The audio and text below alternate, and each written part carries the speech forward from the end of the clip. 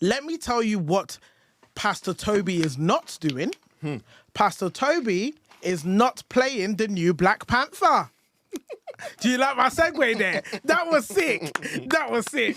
I like that. So recently, I'm actually quite excited about this news actually, because really recently, actor David Jonsson, who I believe is British, is that correct? Yeah, he is. Yes. Right. So David Jonsson has officially been cast as the next Black Panther in the Marvel Studios' Black Panther 3.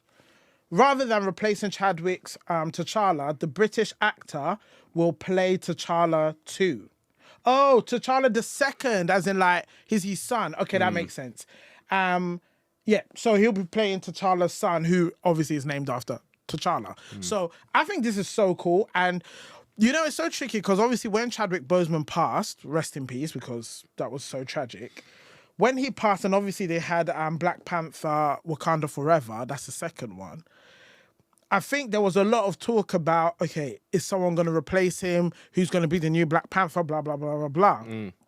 And I know there was all that talk about, I think there was even talk about like Damson Idris replacing him or all these other people replacing Chadwick Boseman. But you know what I think they've done perfectly is they've not replaced him.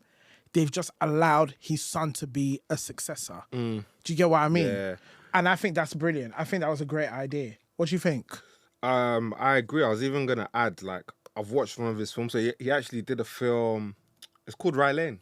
Oh, Rye Lane. I've seen Rye Lane. Right. Yeah. So he did that film. And I think he's like the perfect character. I also think because he hasn't, you know, sometimes actors and actresses, they do films. And because they've done that stellar thing, everybody sees them Remembers them for that. But he hasn't had that staple moment that they're always going to remember him for. Right. Maybe us British people might know him for Rye Lane. Yes. However, worldwide, this is going to be his number one. They're always going to think of him as T'Challa the second. Yes, this is going to be the breakthrough for him. And I've seen him act. He's an amazing actor, which is why brilliant. I think it's brilliant. That's that good. He That's good. actually takes On this role. T'Challa's, why he actually does the role. And it was really annoying, I'm not going to lie, because even when I was reading through it, it was really annoying to see loads of people being mad about the casting. And it's not even the casting of him as the son.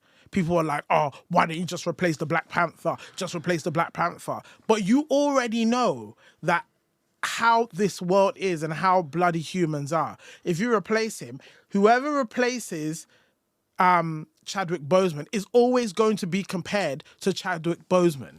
Do you see what I mean? Even, God bless him, but even David is going to be compared, but at least he's playing his own character, which is T'Challa's son. Do you get what I mean? So obviously your son is going to have maybe a different character, maybe a similar characterization to you, but it's different. So in casting as a son, still keeping the name of T'Challa going, because that's obviously a tribute to Chadwick. Do you get what I mean? Like, because without Chadwick, this wouldn't have been, he was born to play Black Panther. Do you not agree?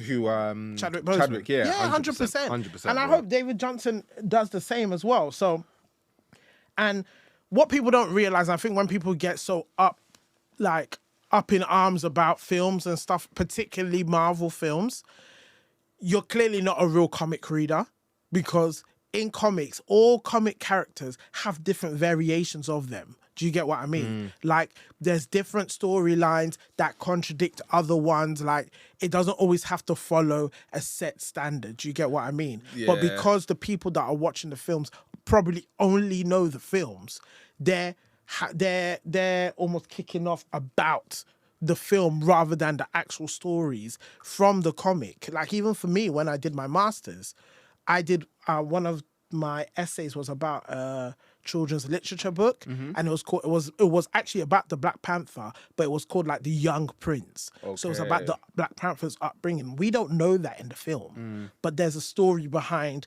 T'Challa and how he became who he became.